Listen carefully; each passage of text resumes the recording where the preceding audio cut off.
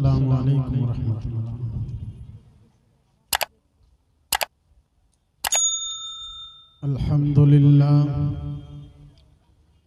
अल्हम्दुलिल्लाह नहमदुहु व नस्तईनुहु व नस्तगफिरुह व नु'मिनु बिही व नतवक्कलु अलैहि व नऊज़ु बिल्लाहि मिन शुरूरि अनफुसिना व मिन सय्यिआति अमालिना।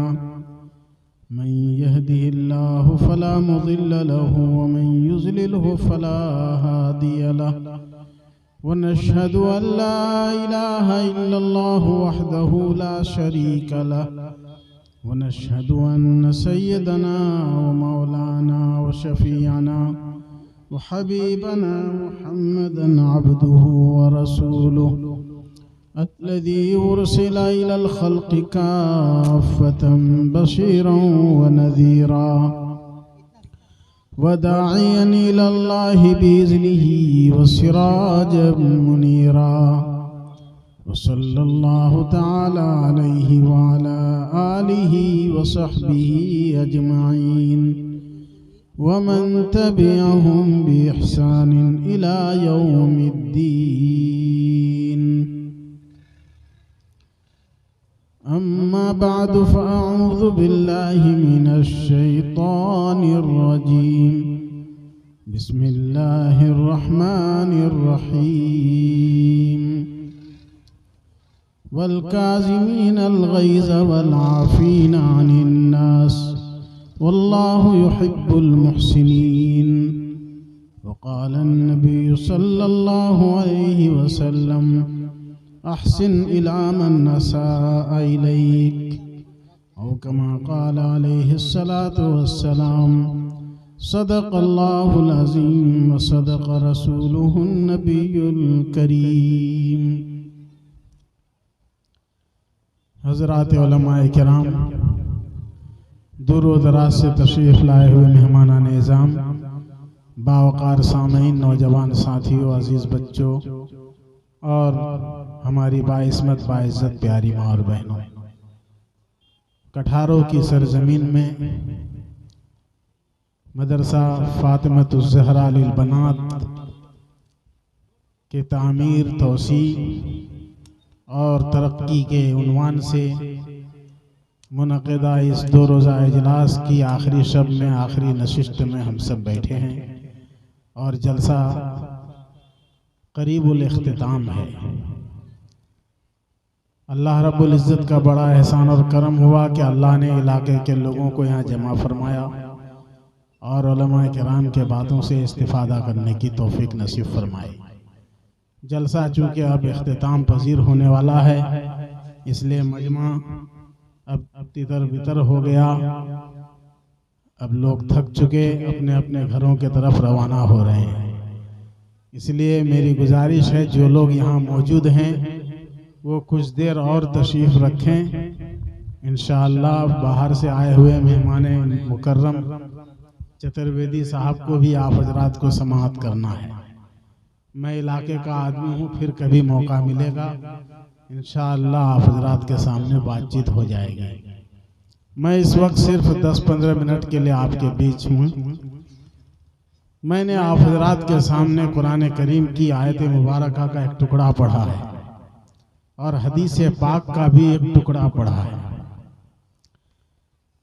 जिसका ताल्लुक बर्दाश्त, सब्र और अपने आप को झुकाने से है। ये अमल अल्लाह को बहुत पसंद है कि बंदा झुक जाए, बंदा अपने को थाम ले, सब्र कर ले और अपने नफ्स के खिलाफ चल ले, नफ्स के सीने पर अपना पैर रख दे। अल्लाह इसको बहुत पसंद करता है। हदीस पाक में है, मन तवाज़अ लिल्लाह रफ़अहुल्लाह। जो अल्लाह के लिए तवाज़ु इख्तियार करेगा, जो झुकेगा, जो अपने आप को इनकिसारी और आजिज़ी के साथ पेश करेगा, अल्लाह उसको बुलंद कर देगा। बुलंद दुनिया में भी होगा और असल बुलंदी आखिरत की है, वहाँ इंशाअल्लाह जरूर बुलंदी मिलेगी। ये दुनिया चंद रोजा है, ये दुनिया तो आजिज होकर मुनकसिरुल मिजाज होकर भी गुजर जाएगी और तकब्बुर और घमंड के साथ भी गुजरेगी। आदमी बहुत बड़ा बन के गुजारे या बहुत छोटा बन के गुजारे, हर हाल में ये दुनिया गुजर जाएगी। आखिर मनो मिट्टी के नीचे मुतकब्बिरीन को भी जाना है और मिट्टी के नीचे आजिज और मुनकसिरुल मिजाज को भी दबना है। हर एक का आखिरी मस्कन, आखिरी घर वही मिट्टी है। कीड़े सबको खाएंगे और सब वहां पर बेयारो मददगार होंगे। इसलिए मेरे मुअज़्ज़ज़ बुजुर्गों दोस्तों, इस दुनिया में आजिज़ी इनकिसारी और अपने आप को दबाने के लिए अगर हम तरबियत दे दें और उसकी प्रैक्टिस कर लें तो वो हमारे लिए बेहतर है, क्योंकि अल्लाह और अल्लाह के रसूल सल्लल्लाहु अलैहि वसल्लम दोनों को यही पसंद है। इसी हवाले से मैंने आप हजरात के सामने कुरान करीम की आयत का टुकड़ा पढ़ा है। अल्लाह ने फरमाया, गुस्सा को पीने वाले लोग अल्लाह को पसंदीदा, गुस्सा को पीने वाले और लोगों को माफ करने वाले। देखिए, आप में, हम में, हमारे समाज में, हमारे घर में, दोस्तों के बीच में, बाप भाई के बीच में, माँ बहनों के बीच में, रिश्तेदारों के बीच में, खाला फूफी के बीच में कुछ न कुछ हो ही जाता है। एक दूसरे से रंजिश, एक दूसरे से तकलीफ हो ही जाती है। ऐसे मौके से अगर हम एक दूसरे को माफ करने वाले बन जाएं तो उस वक्त हमारी जिंदगी भी अच्छी होगी और सामने वाले की जिंदगी भी पुरबहार बन जाएगी। अल्लाह चाहता है कि मेरे बंदे आपस में मिलजुल कर रहें, मेरे बंदे आपस में जुड़ कर रहें, आपस में ऐसा ताल्लुक रहे कि वो न बिगड़े और वो न टूटे। ये अल्लाह को पसंद है। अल्लाह को ये इतना पसंद है कि वो एक नमाज का बदला 27 नमाज का बदला देता है। देख रहे हैं, अकेले अकेले घर में नमाज पढ़ेंगे तो नमाज पढ़ने में सूरे फातिहा खुद पढ़नी पड़ेगी और सूरा खुद मिलाना पड़ेगा और सारी मेहनत खुद करनी पड़ेगी, फिर भी नमाज एक ही नमाज का सवाब मिलेगा। और जब मस्जिद में जाकर आप इमाम साहब के पीछे नमाज पढ़ेंगे तो सारी मेहनत इमाम साहब करेंगे और सवाब हमको 27 गुना मिलेगा। क्यों? वो उसी वजह से कि अल्लाह मुसलमानों को एक जगह देखना चाहता है। अल्लाह को वो घर बहुत पसंद है जहाँ भाई भाई मिलकर रहते हैं, जहाँ मोहब्बत और प्यार के साथ रहते हैं। वो घर अल्लाह के रसूल के नजदीक बहुत खराब घर है जिसमें भाई भाई कच्चा मारकर लड़ाई करते हैं, जहाँ भाई भाई का दुश्मन बन जाते हैं, भाई जमीन की हड़प कर खा जाते हैं और भाई भाई के हुकूक को दबाते हैं। ऐसा घर अल्लाह को पसंद नहीं, अल्लाह के रसूल सल्लल्लाहु अलैहि वसल्लम को पसंद है। इसलिए अल्लाह ने फरमाया कि मोमिन वो होते हैं जो गुस्सा को पीते हैं और लोगों को माफ कर देते हैं। और आका सल्लल्लाहु अलैहि वसल्लम ने इसके बारे में फिर फरमाया कि ऐ लोगों, ऐ मेरे मानने वालों, तुम उनके साथ सही सुलूक करो जो तुम्हारे साथ बुरा सुलूक करे। वक्त नहीं है तफसील का, लेकिन ध्यान से सुनिए। वो आदमी जो हमारे साथ बुरा करता है, वो आदमी जो हमको थप्पड़ मारता है, वो आदमी जो हमारे लिए रास्ते में रुकावट डालता है, वो आदमी जो हमारे लिए कांटा बिछाता है, वो आदमी जो हमें जलील करना चाहता है, वो आदमी जो सरे बाजार हमारी इज्जत को नीलाम करना चाहता है, भरी पंचायत में बेइज्जत कर देता है, ऐसे के बारे में आका सल्लल्लाहु अलैहि वसल्लम फरमाते हैं तुम उसके साथ भलाई करो। वो तुम्हारे रास्ते में कांटे बिछाए, तुम उसके सामने गुलाब का फूल पेश करो। वो तुमको अपनी शादी में दावत न दे, तुम उसको दावत दो। वो अपनी खुशी में तुमको न बुलाए, तुम उसको अपनी खुशी में शामिल करो। वो तुमको भूल जाए, तुम उसको न भूलो। वो कभी तुमको फोन न करे, तुम उसको फोन करो। ये नहीं कि वो नहीं पूछता है तो हम क्यों पूछेंगे, नहीं। वो पूछे न पूछे वो उसकी मर्जी है। आप जरूर पूछिए। क्यों? इसलिए कि आप नबी के आशिक हैं, नबी के दीवाने हैं, नबी के मानने वाले हैं, मर्द हैं या औरत हैं। आप नबी का चर्चा करने वाले, नबी का मानने वाले हैं। लिहाजा आपकी जिम्मेदारी है कि नबी ने जो फरमा दिया आप उस पर अमल करें।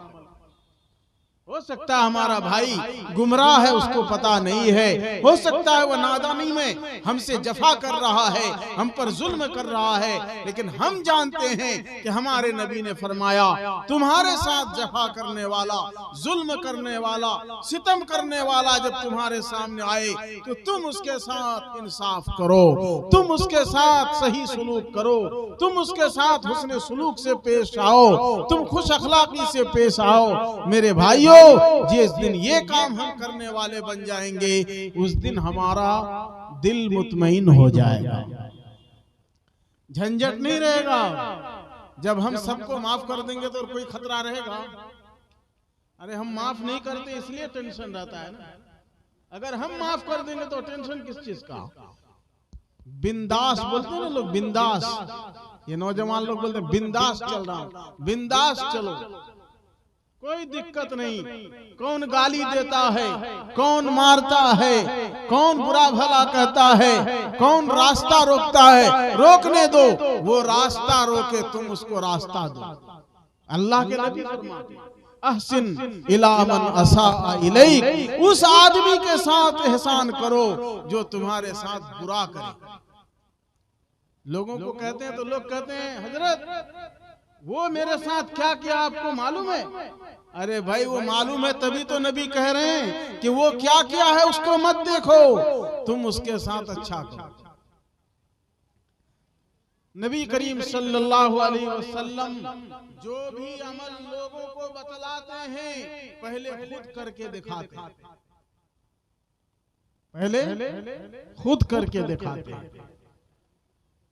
हम पर आप पर कितना जुल्म होता है।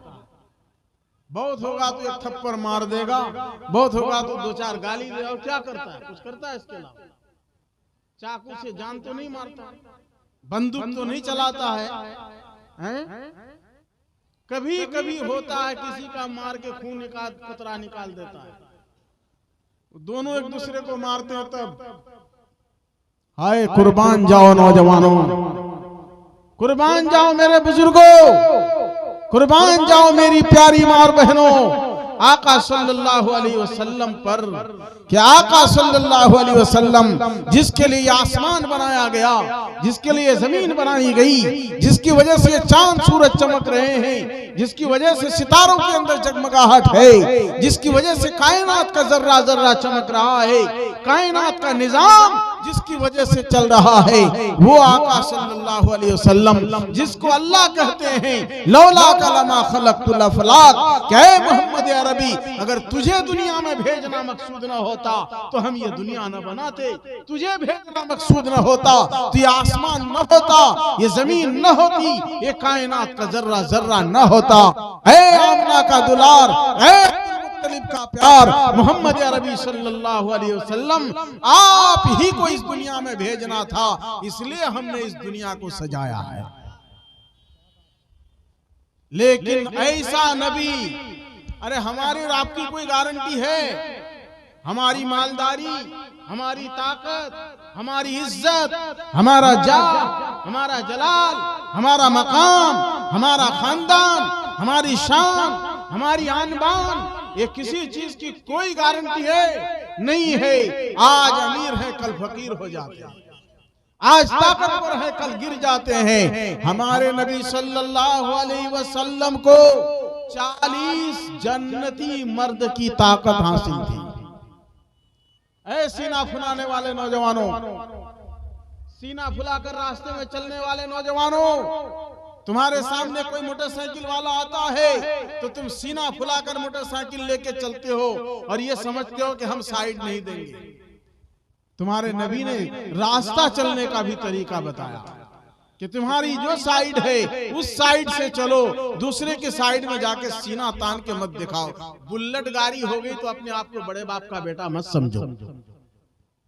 दुनिया से जाना है बुलेट गाड़ी चलाने वालों, वहां हिसाब देना पड़ेगा। बुलेट खुद अकड़ी हुई गाड़ी, फिर सीना तान कर सामने वाली गाड़ी वाले को देखकर तुम तकब्बुर करते हो और साइड नहीं देते हो।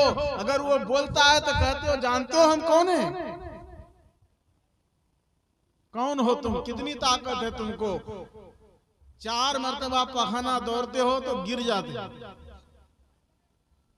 नहीं? अरे गिरते हो कि नहीं गिरते हो? क्वाक डॉक्टर को बुला के पानी चढ़ाते हो। कौन सी ताकत होगी जो इतना तकब्बुर दिखाते हो? हमारे नबी सल्लल्लाहु अलैहि वसल्लम को 40 जन्नती मर्द की ताकत हासिल थी। 40 जन्नती मर्द, और 40 का मतलब एक जन्नती मर्द को दुनिया के मजबूत 100 जवानों की ताकत हासिल होती है।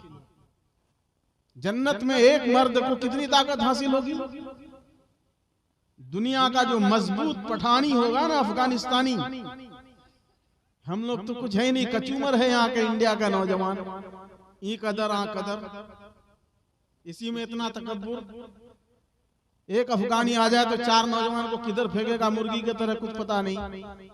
अफगानी जवान को अगर ले लो मजबूत को, जिन्हें देखकर काफिर हवा छोड़ देते हैं, एक को देखते हैं ना तो 10 काफिर भागने लगते हैं। ऐसा नौजवान 101 जन्नती आदमी को इतनी ताकत हासिल होगी। जन्नत में जब आप लोग जाएंगे, हम लोग जाएंगे इंशाअल्लाह, तो अल्लाह वहां ऐसा बनाएगा कि 100 दुनिया के नौजवान की ताकत एक जन्नती मर्द को हासिल होगी। तो नबी को 40 जन्नती मर्द की हासिल थी ताकत, तो कितनी ताकत हुई बताइए? 4000 जवान की ताकत एक नबी को हासिल थी। अब इतनी ताकत जब हासिल थी तो ताइफ के कचूमर लोगों को मार के गिरा नहीं सकते थे, लेकिन नबी करीम सल्लल्लाहु अलैहि वसल्लम को मारे जा रहे हैं, पत्थर बरसाए जा रहे हैं, और नबी करीम सल्लल्लाहु अलैहि वसल्लम को बदमाश और अवताश लोग कह रहे हैं कि ये मजनू है, ये दीवाना है, ये शायर है, ये पागल है। नबी के ऊपर तान तशरी कर रहे हैं, गालिब गलौज कर रहे हैं, और गले में रस्सी बांधकर उनको घसीटना चाहते हैं। पागल समझकर नौजवान लड़के बच्चे उनको दौड़ा रहे हैं। आए मेरे नबी सल्लल्लाहु अलैहि वसल्लम का मुबारक जिस्म लहू लुहान हो गया, और नबी के जिस्म में इतना खून निकला जिस्म से कि जूतियां खून से भर गई।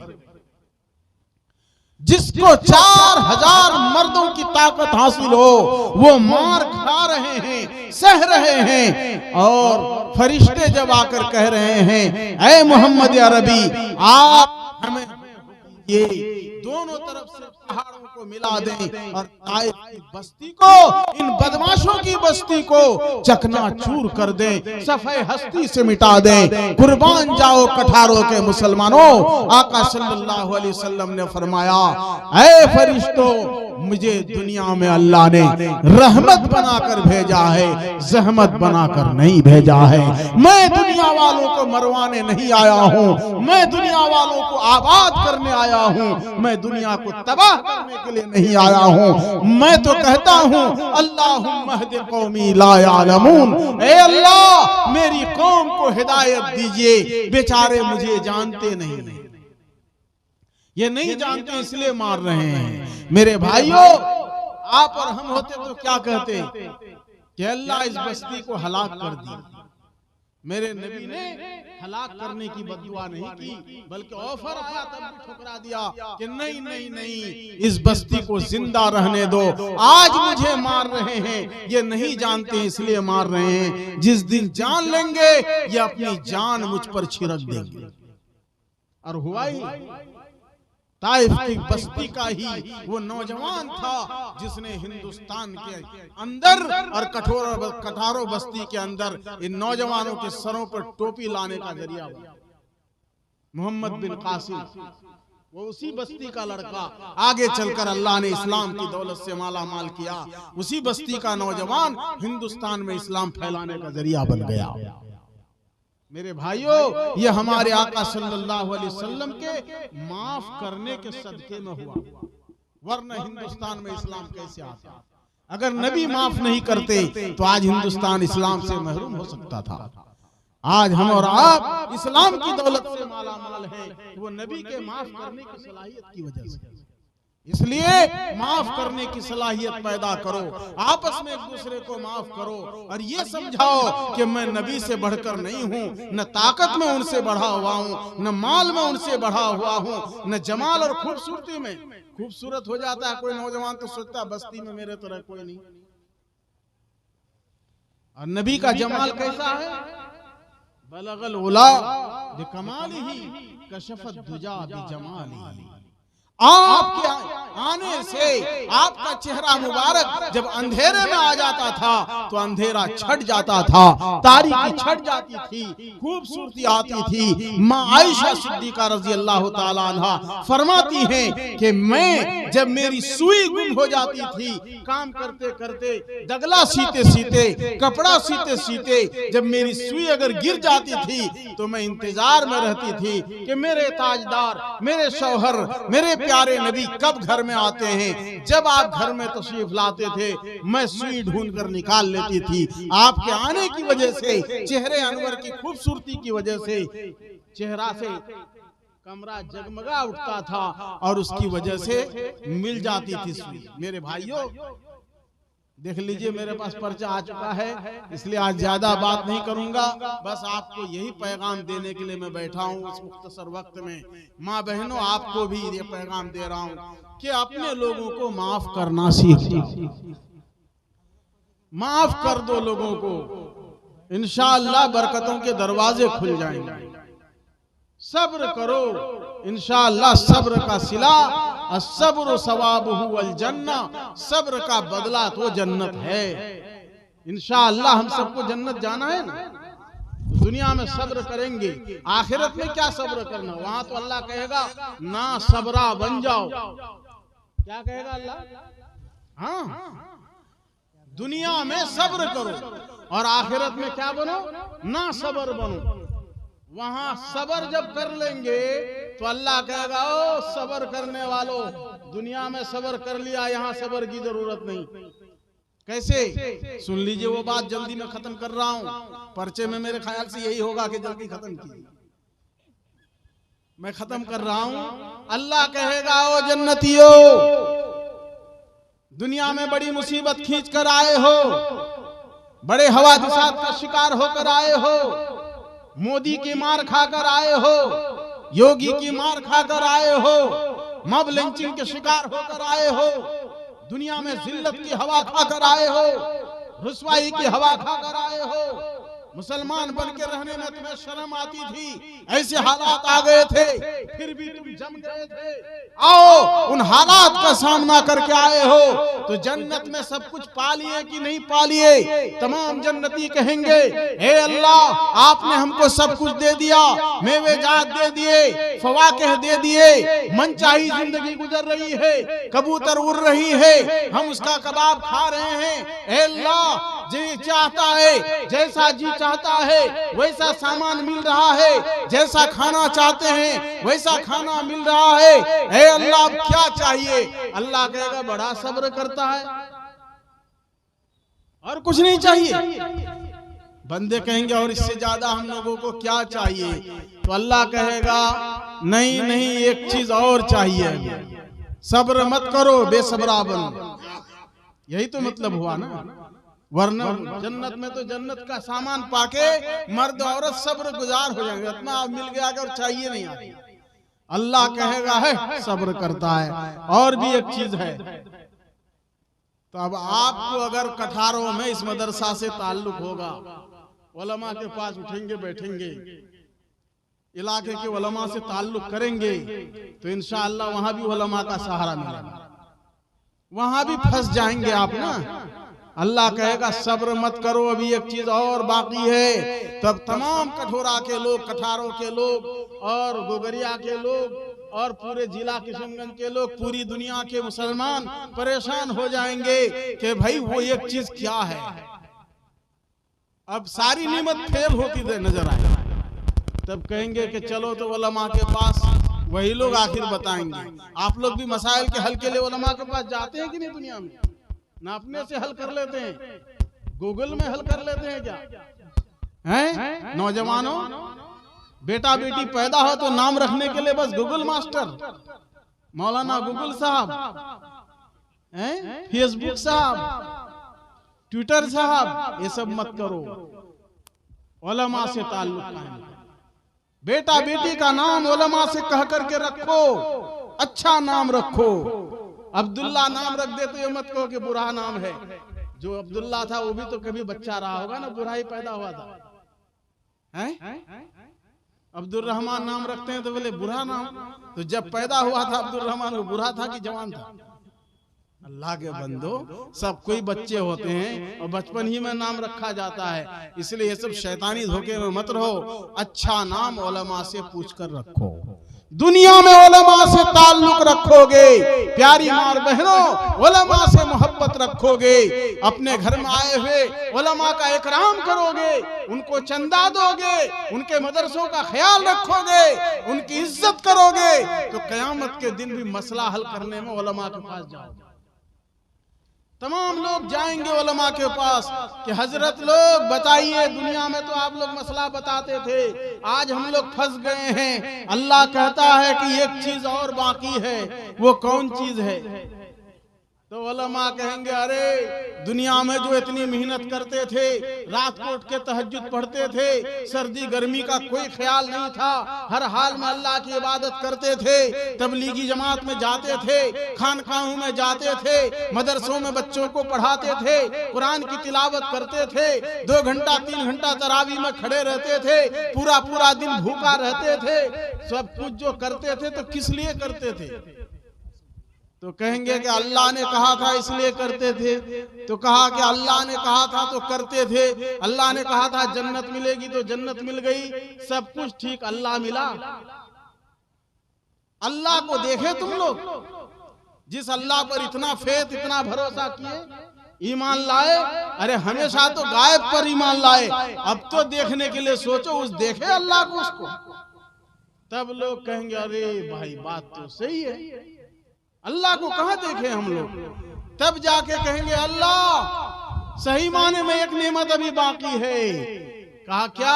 कहा आपका दीदार अभी नहीं हुआ है। तब अल्लाह कहेंगे चलो अब देखना है मुझे, सब कुछ देखो ऊंचाई के तरफ। अल्लाह ताला जाहिर होंगे, जैसे लगता पर्दे में रूनुमा होंगे, और तमाम लोग जिस तरह चांद को हर आदमी बिला किसी तकलीफ के देख लेता है, आराम से देखता है, इसी तरह अल्लाह को सब कोई देखेंगे। जब अल्लाह को देखेंगे तो जन्नत की सारी नेमतों को भूल जाएंगे। ऐसी प्यारी जात है अल्लाह की, ऐसी खूबसूरत जात है अल्लाह की। मेरे भाइयों, बुजुर्गों, दोस्तों, तो दुनिया में भी हमको सब्र करना है, इंशाअल्लाह इसका बदला जन्नत मिलेगी, और जन्नत में जाने के बाद अल्लाह की ज़ियारत होगी। इसलिए इस दुनिया में हम लोग सब्र का दामन थामे। इन्हीं चंद बातों के साथ मैं अपनी बात को इख्तिताम पजीर करता हूँ। व आखिर दावाना अनिल हम्दुलिल्लाह।